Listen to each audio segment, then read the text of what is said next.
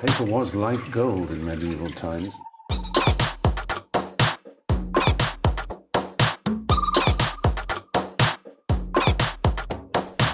Oh, not tobacco, sugar. That everything we thought we knew about the world might turn out to be completely wrong.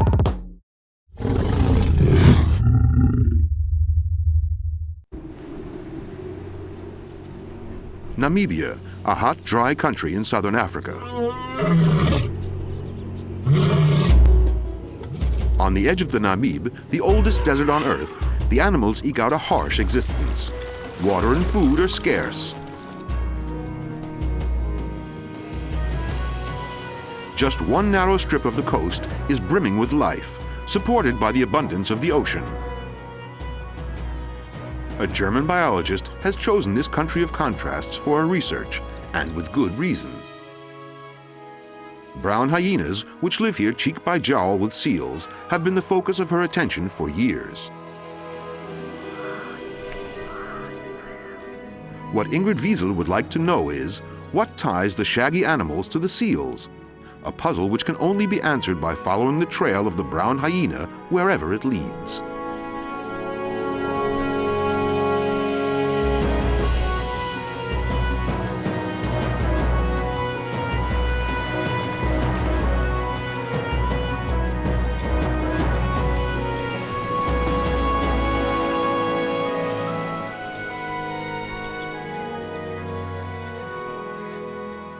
The first rays of the sun transform the sea into rippling gold, but on the Namib coast, the hours after dawn are bitterly cold.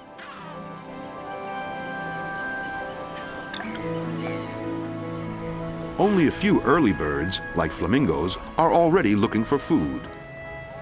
But for the southern African fur seals, the day is only just beginning.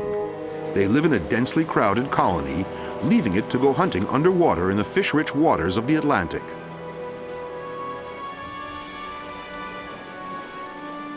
It's a barren shore, just water and rock for miles on end.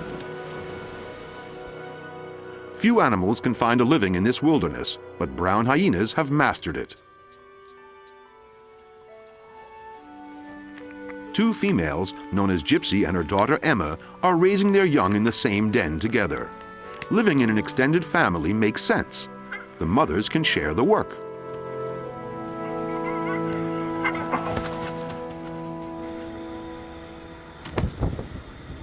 A scientist's day starts early, so at least the cold nights are short. Ingrid Wiesel has lived in Namibia for 5 years. She has spent countless days and nights in this rather Spartan hut.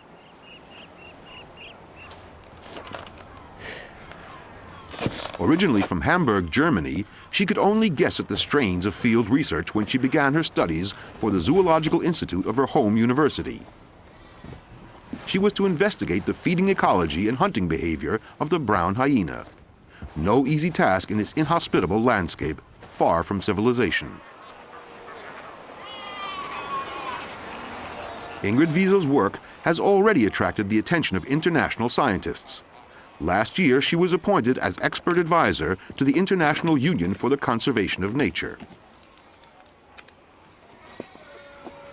Her hyena project is now part of a nationwide program organized by international scientists. A census of all the large predators of Namibia. For Ingrid, every day begins with the same routine, a walk through the seal colony. These animals play a very special part in the life of the brown hyenas. Southern African fur seals have lived on this beach for about 50 years. They occupied the islands offshore before then, but today they have spread to the coast. Every year in October, the huge animals come ashore in large numbers to mate and to give birth.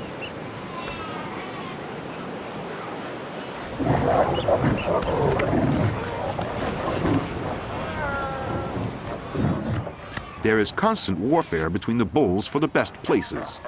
Only the strongest can gather a harem of females round himself. Today, thousands upon thousands of animals live in Wolf Bay, a crucial study area in Ingrid Wiesel's work. Anyone who wants to learn about seals must get close to them. On all fours, at eye level, this causes the least annoyance to the powerful animals. The intruder means no harm, even when she takes a youngster from the middle of the colony for her research. The baby will be readily accepted again by its mother.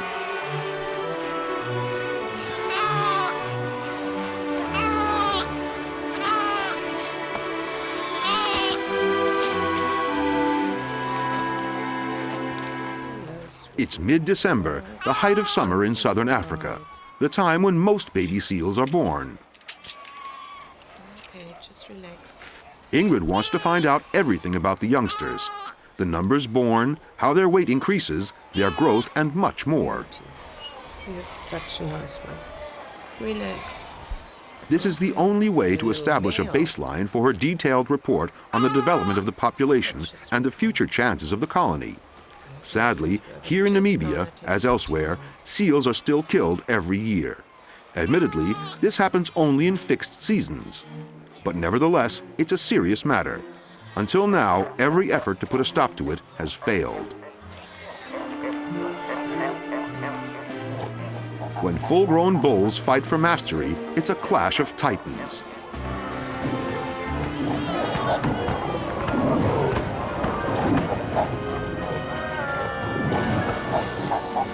With slashing teeth, each tries to wound his opponent.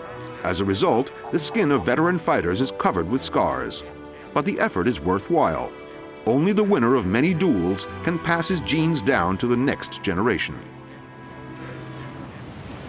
But some duels end up literally all at sea. The seals are by no means a match for the power of the waves. All the same, water is their element. They glide playfully in the swirling waves of the cold Benguela current.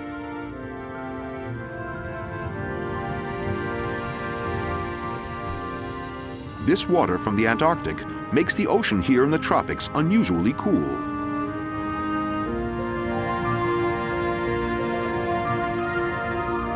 But it is rich in plant and animal life. It brings plenty of food for the seals, and it is the foundation of every form of life here on the edge of the Namib Desert.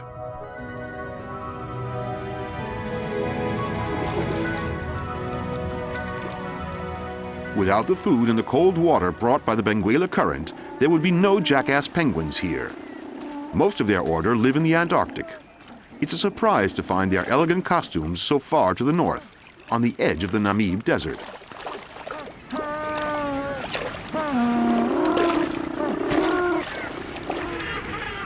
Cape gannets, too, build their breeding colonies only where the sea provides fish in abundance, daily for thousands of hungry bills.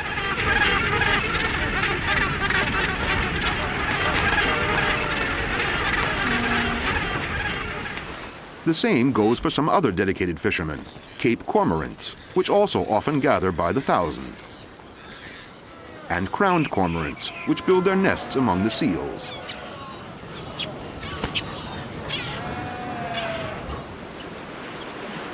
Those that can't hunt underwater find what they need at the edge of the sea.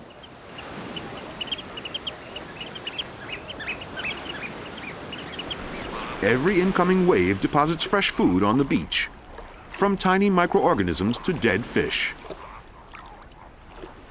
And nothing is wasted. There are plenty of takers.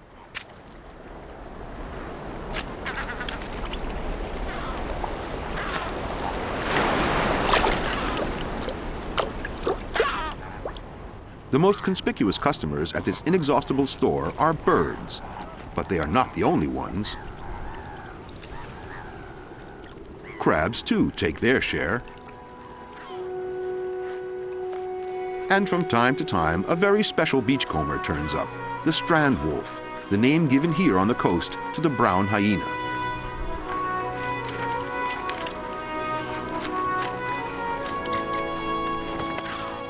Brown hyenas are mainly scavengers. On the edge of the Namib Desert, they couldn't survive unless they made use of anything and everything edible.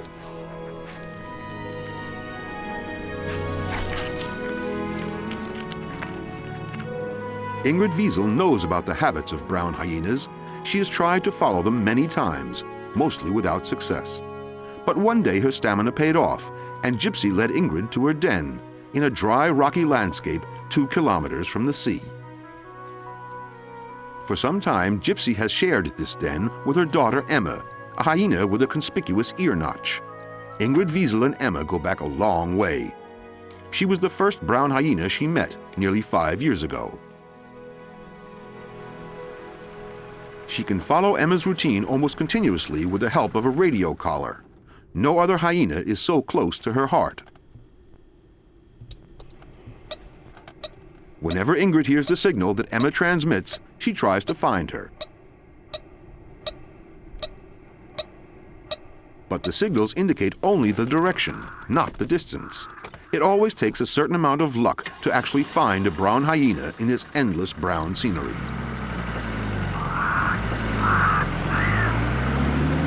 But, like all brown hyenas, Emma has some habits which make her easier to find. She has favorite routes which she uses all the time while looking for food. For Ingrid Wiesel, checking these paths has been routine for a long time. She keeps a lookout for Emma from certain observation points, and from time to time, she gets lucky. A jackal on the horizon is a good sign. And then, close by, she finds Emma. Emma has found something to eat, the remains of an old bone. But she has to fight even for that. Jackals are cunning. They seem to know when and where there is something to steal, and they have little respect for hyenas. They are also very nimble and agile. The little thief can always dodge Emma's attacks.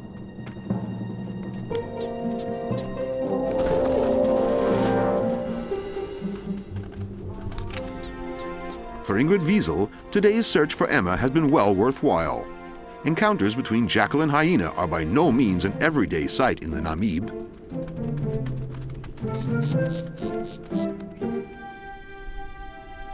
At first glance, a lizard doesn't look like a predator. But, like hyenas and jackals, the biggest part of its diet consists of animal protein.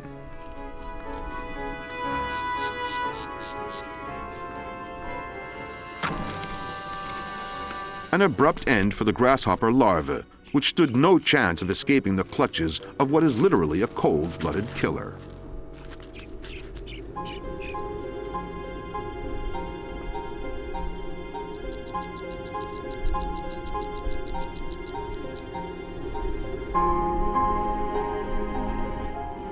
The following days see the usual routine. Gypsy appears regularly at the den. Brown hyenas are by no means active only at night. If they feel safe, they also go out in broad daylight.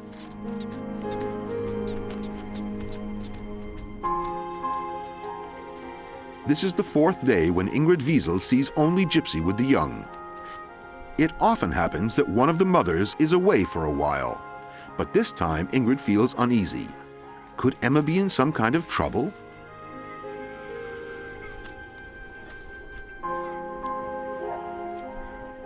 Not just 2, but 3 pups jostle round Gypsy. They all want to drink at the same time, whether she is their own mother or not. Who belongs to whom is no secret to Ingrid. Gypsy discourages the larger pups with her teeth. The smallest is her own. Generally, brown hyenas are good foster mothers. Rearing their offspring in common has its advantages. Freedom of movement for the mothers, for one. Gypsy also provides reliably for her daughter's pups. But the young hooligans are not allowed to drive her own baby away.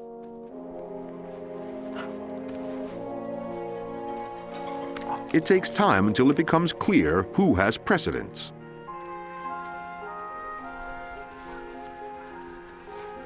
At last, after all the squabbling, the little one has its mother to itself, and it can now drink in peace as much as it likes.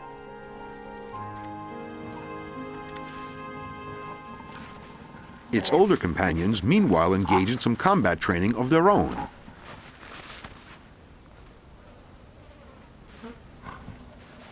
At their present age, the larger cubs do not depend solely on milk. Perhaps this is why Emma, their mother, doesn't visit the den so often now. Gypsy, on the other hand, still shows a great deal of motherly concern for her baby, just a few weeks old. But this affection can be irksome to the little one, especially when the older members of its clan turn the entrance to the den into a playground.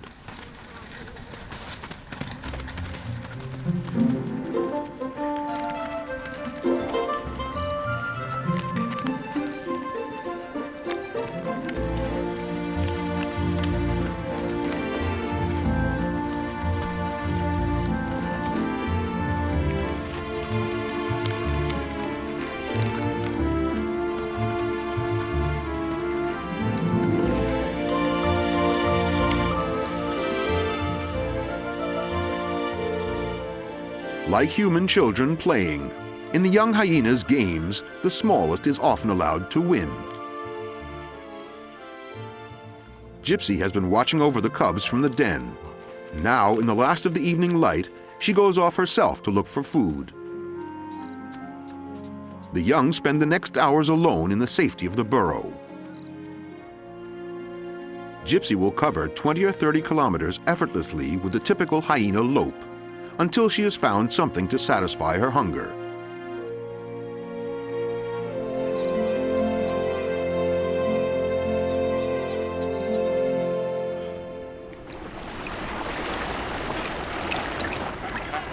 Meanwhile, the seal colony in Wolf Bay is full to overflowing. Like most of their relations, southern African fur seals feel at ease only in dense crowds. They lie packed together all over the rocky shore.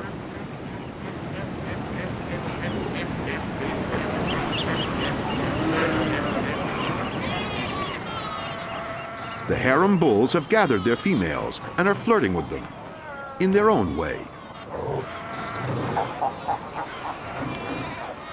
In these cramped conditions, to go to the water means running the gauntlet, as each seal defends its own resting place. Now is the time when most of the females give birth, almost simultaneously. As with all colonial animals, they have no privacy at all.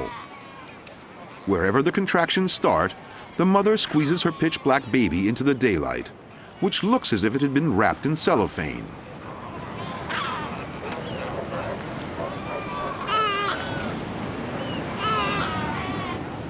The kelp gulls are not after the babies, but the afterbirths. They fight fiercely over them, often right next to the mothers, busy with their newborn babies.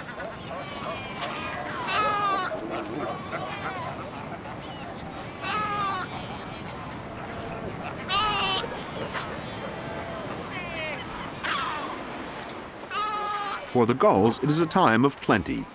For them, Wolf Bay is a land of milk and honey, albeit for only a few weeks.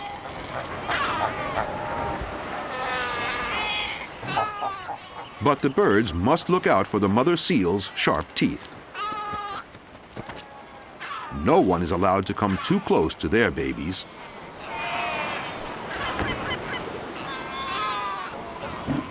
Tender, loving care stops when the mothers become rivals. Probably one of the two has lost her pup. She now brutally demands the neighbor's baby in its place.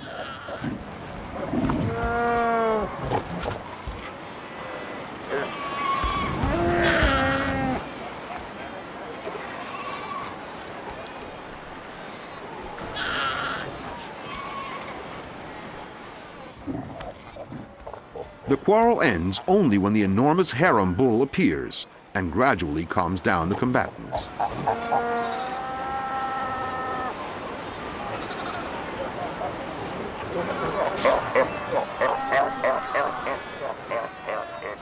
Miraculously, the baby has survived the wicked stepmother's violent tug-of-war unharmed.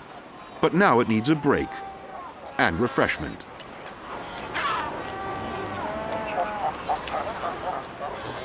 During their short time on shore, the seals not only give birth. The females are ready to mate soon after their young are born. The males, 4 times the weight of their mates, look as if they'll crush them in the process. Like the gulls, jackals also benefit from the colony. For them, too, there is always something worth having, even if the watchful mothers will not let them come near.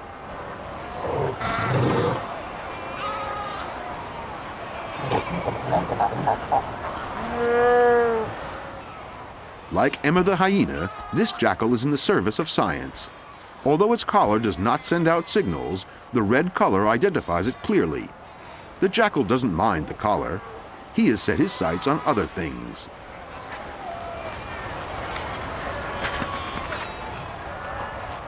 Along with the larger predators in Namibia, jackals are included in an international project to investigate their distribution and population. It is the only way to measure the threats to these animals. Now, in the seal's breeding season, jackals, like gulls, live a life of plenty.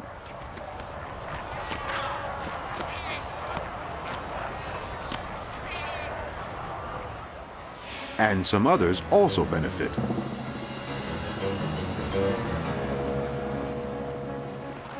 Baby seals that wander away from the center of the colony are in great danger. They know no enemies, and in their innocence, when they are not being looked after by their mothers, they often walk straight into them.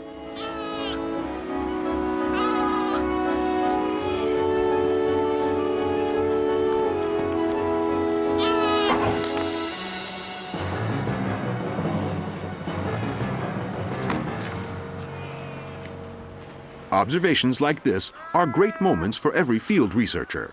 Who would have thought that brown hyenas would not only collect carrion, but also actively hunt like their relatives, the spotted hyenas? Considering that the seal colony has only been in Wolf Bay for 50 years, this behavioral adaptation of the hyenas has, in evolutionary terms, happened amazingly fast.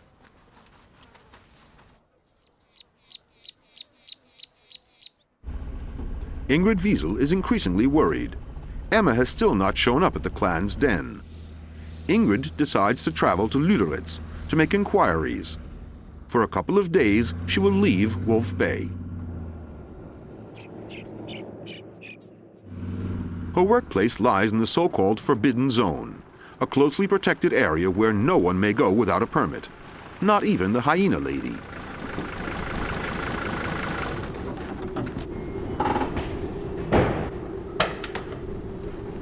Hello. Hi. She is not even allowed to drive her own car through the checkpoint. Very nice. That's up to the warden. Meanwhile, Ingrid must submit to a body search. The Forbidden Zone is a diamond mining area, and these strict protection measures are necessary to forestall the greed aroused by these shiny pebbles.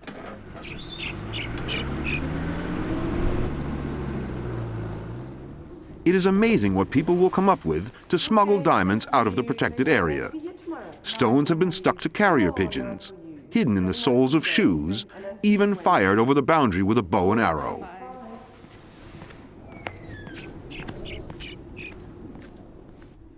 Ingrid Wiesel takes the security procedures in good stride. Diamonds have no part in her life. Her only concern now is the missing Emma. As part of her research program, she has left questionnaires in Luderitz for tourists, mine workers, and townspeople to write down their observations of hyenas. It is an important basis for her population studies. The reports are collected in the office of the mining company. It's a faint hope, but perhaps someone has seen Emma. Hello, hi, how are you? I'm fine, and you? Yeah, good, cool. Everything's all right. I heard somebody dropped a hyena form for me here. Luderitz is just a village. Everyone knows the hyena lady, everybody knows about the project and happily passes on their observations to her. Ingrid Wiesel owes much important information to this active cooperation by the public. Brown hyenas are easy to identify and can hardly be confused with any other animal. We'll see you later. No, great. Thank you very much. See you later. So Ingrid can trust the reports that she receives. A little office in town is where she does her desk work. Here, all the data can be processed with modern technology. Today's questionnaire comes from a mine worker who has seen a hyena with a collar feeding on carrion in Elizabeth Bay. Perhaps this was Emma. The information is only a day old. Ingrid Wiesel will go to Elizabeth Bay first thing in the morning to try to find the hyena.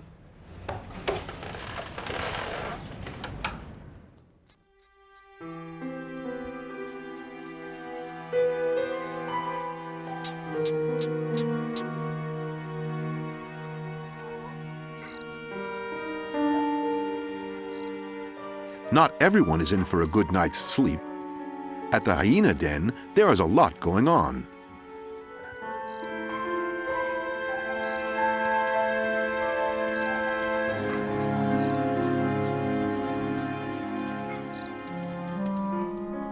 Instead of human footprints, these days hyena tracks are leading into the ghost town of Elizabeth Bay. Unlike 100 years ago, when the diamond rush was on and the town throbbing with life.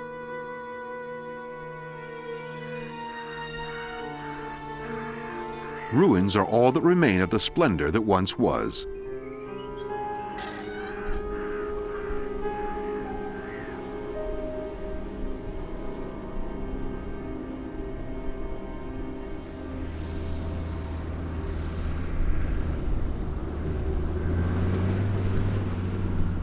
For Ingrid Wiesel, today's program is set.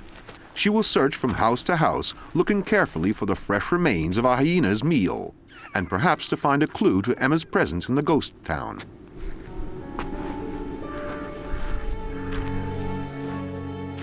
Brown hyenas love the rocky maze left behind by people. They leave their traces everywhere, including bits of bone, the skin of a seal, and footprints. On a hot summer's day like today, the animals prefer to creep into the underground passages of an abandoned factory. In the gloom of this cool underworld, they have resting places where they spend the heat of the day.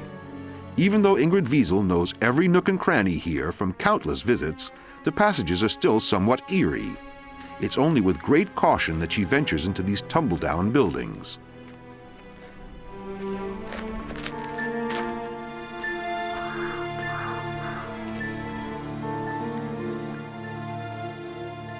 In the dark cellars, her every step is apprehensive, but there is no movement, not even a fleeting shadow. Wherever she looks, there is no sign of the missing hyena. Only the usual stale food scraps everywhere, showing clearly how often hyenas come and go. But there's no sign that Emma was among them.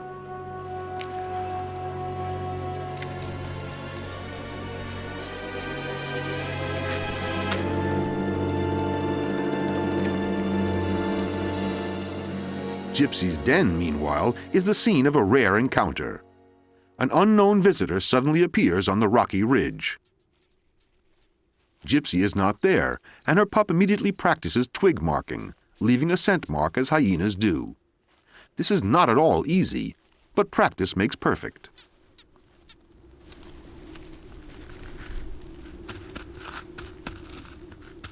For all its excitement, the pup has not noticed the large stranger.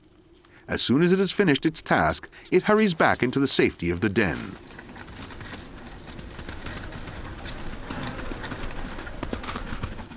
One thing is immediately clear. This hyena does not belong to the Gypsy clan. The stranger is seeing the den and its surroundings for the first time. He places scent marks on stones and twigs to let every other hyena know he was here. But who can he be? Possibly a nomadic male with no strong attachment to any clan. A jackal eagerly follows the stranger's every movement. Maybe he's hidden some food his shadower might nick on the sly.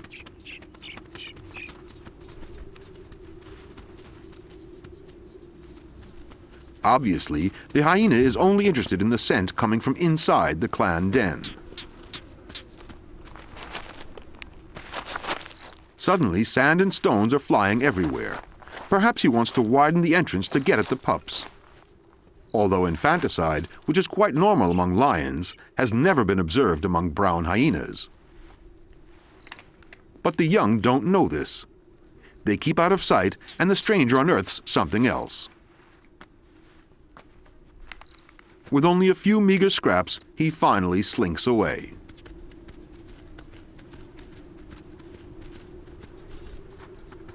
The jackal takes nothing. The stranger won't share.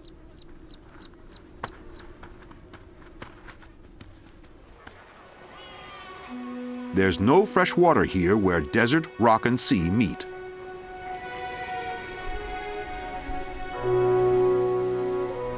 Only the gathering mist supplies the precious moisture that finds its way into the interior day for day.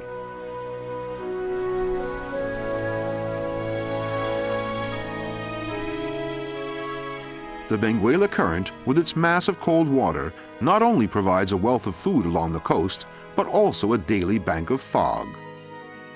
The drift of moist air allows for a frugal life in the world of sand dunes that stretches 100 kilometers inland.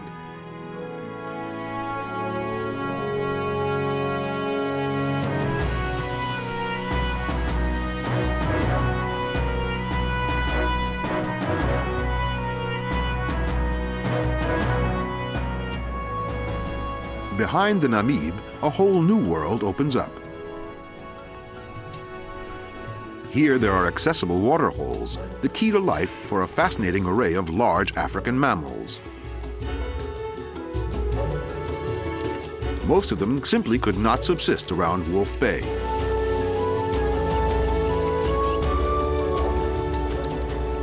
Elephants, for example, must find a water hole regularly to fill up with around 200 liters.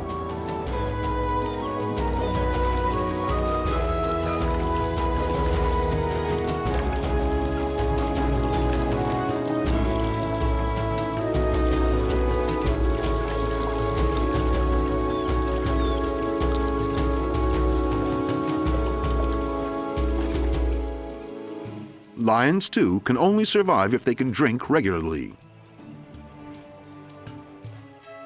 And many of their prey animals, like these kudu, would have no chance by the sea without fresh water.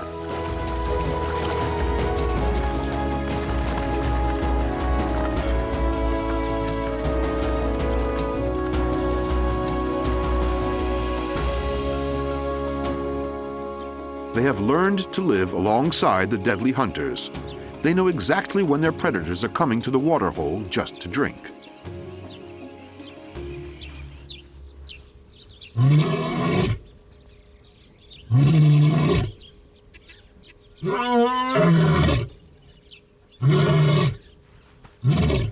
If they were hunting, they wouldn't approach so openly.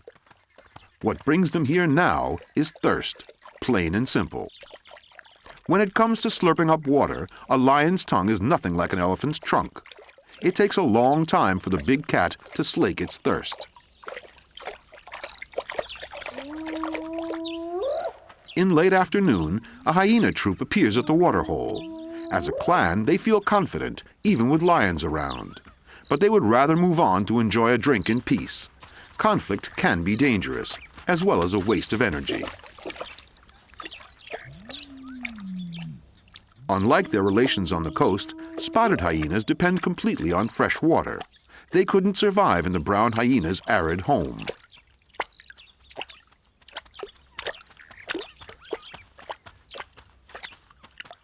Gradually, the whole clan arrives. In the heat of late afternoon, they need the water not only for drinking, but for keeping cool. Though there is not much water here behind the hills, it makes a big difference. A huge number of animals can live here. The bat-eared fox has found its niche, digging in the sand for ants and termites. With its enormous ears, it can easily hear the sounds the insects make as they move about underground.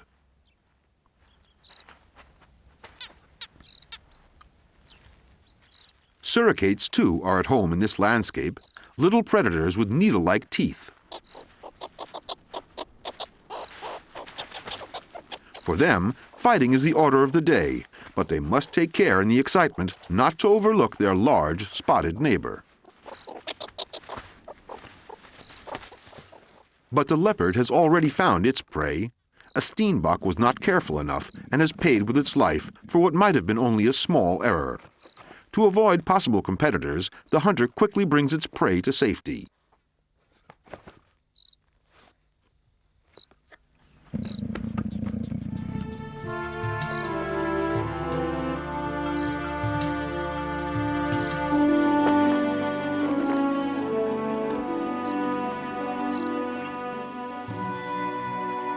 The three large predators of this area, lions, spotted hyenas, and leopards, have one thing in common. They all need water holes to survive. All three would die of thirst in a few days in the Wolf Bay area on the coast.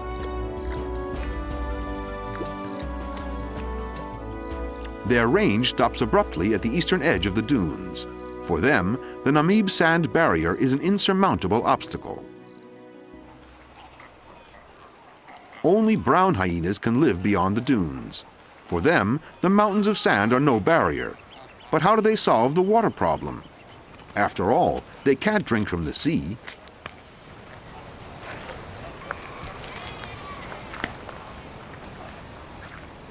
What Ingrid observes here and can prove for the first time with solid evidence is a specialized piece of predatory behavior. It represents another step in the development of the brown hyena from being a scavenger to becoming an active hunter. When they kill a seal pup, brown hyenas feed selectively on its brain, which contains a lot of liquid. Often this is the only part of their prey that they take, leaving all the rest uneaten. To our eyes, this might seem gruesome. For the brown hyenas, it is a successful strategy, which saves them from dying of thirst.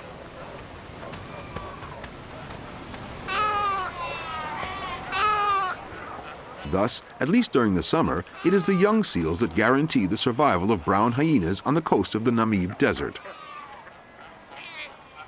Thirst is not a problem for seal babies.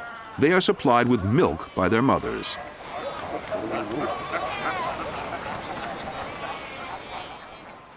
The kelp gulls, on the other hand, must take care how they quench their thirst. They get liquid from their food.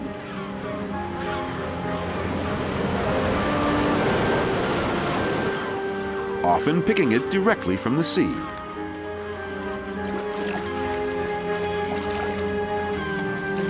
They even have the cheek to snatch a seal's food from under its nose when it surfaces to chop up a fish it has caught.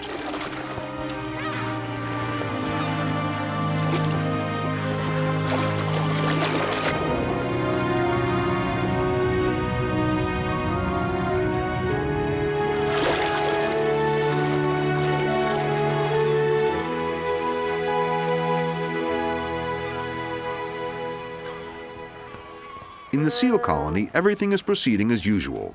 Most of the young are growing quickly on their mother's nourishing milk, and they are very active.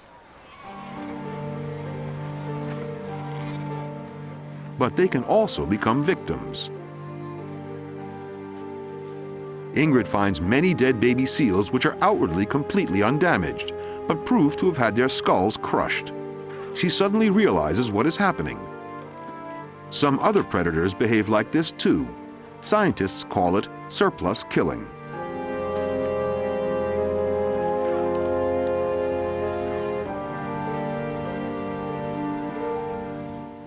Day by day, Ingrid collects the dead animals and, as usual, notes all the relevant scientific data.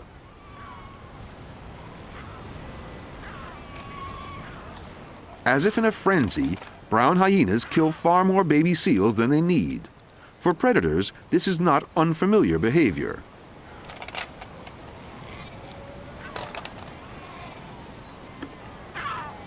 For Ingrid's research, the discovery of surplus killing is another important observation that proves conclusively that the behavior of brown hyenas is changing, from scavenging to predation. Finally, Ingrid attaches a small plastic marker, which if it turns up again later, will tell where the carcass has ended up.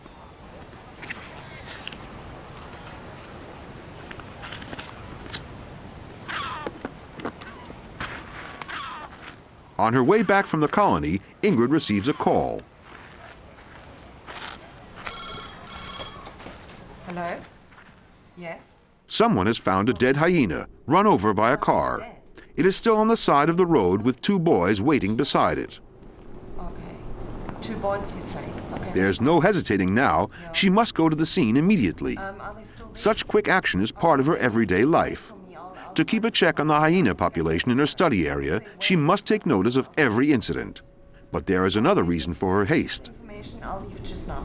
Thank you. Bye.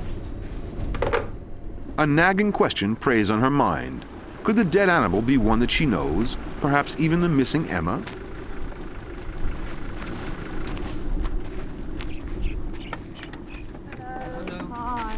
The two boys were on their way into town when they found the hyena. No, they didn't see the car that caused the accident.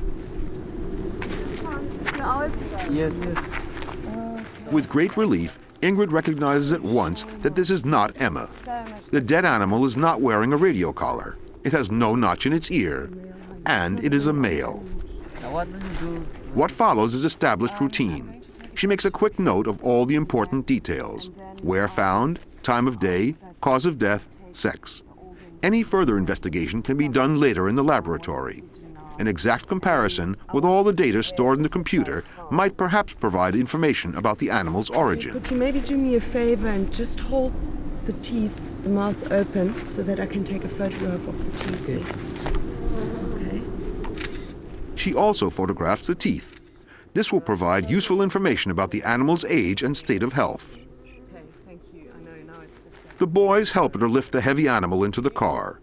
It must be taken as quickly as possible to Lüderitz, as the midday heat accelerates decomposure. Traffic accidents actually aren't common causes for the deaths of hyenas, but once in a while, they do happen.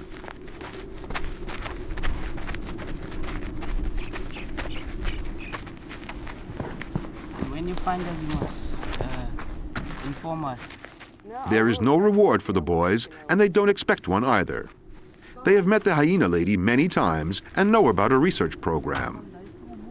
Even though they don't really understand what brings the young woman here, let alone her boundless enthusiasm for the shaggy hyenas, they respect Ingrid Wiesel and will help her in any way they can.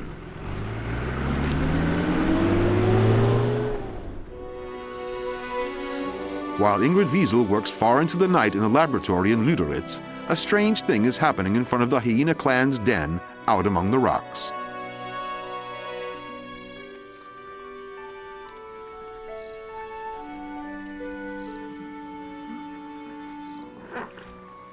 In the last light of the day, a hyena slinks secretively back to the den.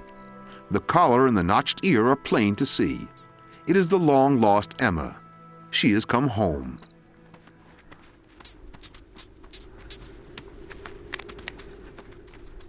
At first, the two large pups, engrossed in their play, have no eyes for the homecomer.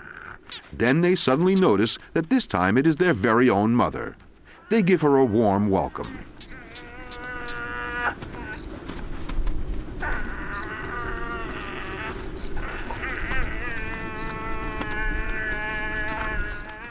This time it's Gypsy's pup that doesn't get a look in or even looked at.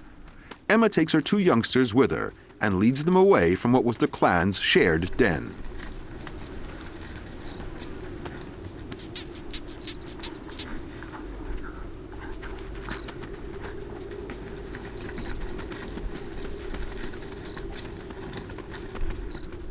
Gypsy's baby stays behind, its playmates gone, following their mother, no one knows where, into the deepening night.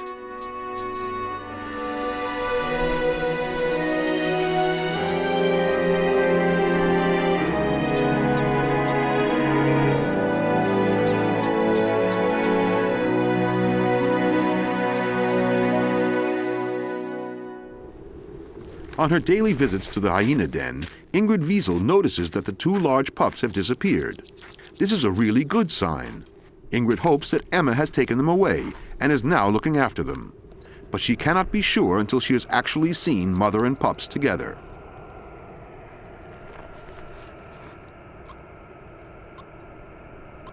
Even with radio telemetry, in the unending vastness of the Namib, finding one specific hyena is like looking for the proverbial needle in a haystack. But her efforts and her patience pay off in the end. Suddenly, Emma's distinctive signal can be heard loud and clear. On a hilltop, silhouetted against the sky, Ingrid discovers her very own Emma together with her young. In a great wave of relief, all the worries and tension of the previous weeks immediately fall away.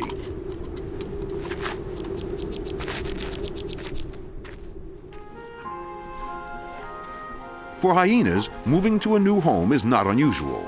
After 2 or 3 months, a clan den is usually uninhabitable. It becomes infested with parasites, which attach themselves to the pup's fur, making their life a misery. Then, moving on is the only thing to do. But there was certainly no agreement between Gypsy and Emma about the exact time to move. Family bonds in hyena clans hardly go that far. But it's not impossible that the two of them will ever find themselves together again.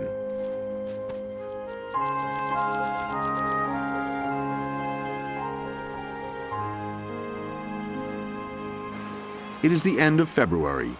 Down on the beach, Ndako Mukapuli has taken up his daily observation post. Like Ingrid Wiesel, he has been working for some time in the Forbidden Zone. The main focus of his research are the seals. Ingrid keeps in good contact with her scientific neighbor because his results complement her own researches in the seal colony. Her work on the behavior of the brown hyenas is not yet finished. In particular, their relations with and possible influence on the seal population. The southern African summer is drawing to a close. The young seals have grown bigger, too big for predators, which still raid the colony as before, but now seldom find anything to eat.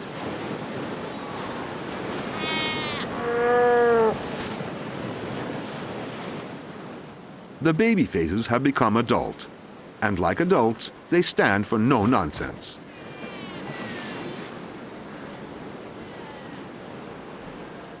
More and more often, the raiders in the colony now leave as they arrived, with empty bellies.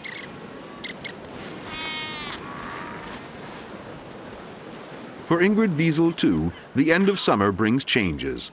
Her daily work in the seal colony is largely finished. From now on, the hyenas will live through harder times. They must revert to beachcombing, gathering whatever the sea provides, living mostly on carrion. They will become active hunters again only when the next breeding season brings the seals ashore.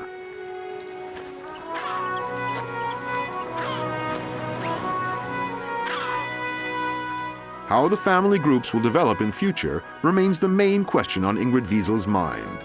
Her fascination with these extraordinary animals just keeps on growing.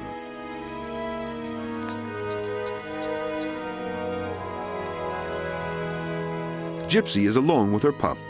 She is now its only playmate. Perhaps the future will bring new partnerships.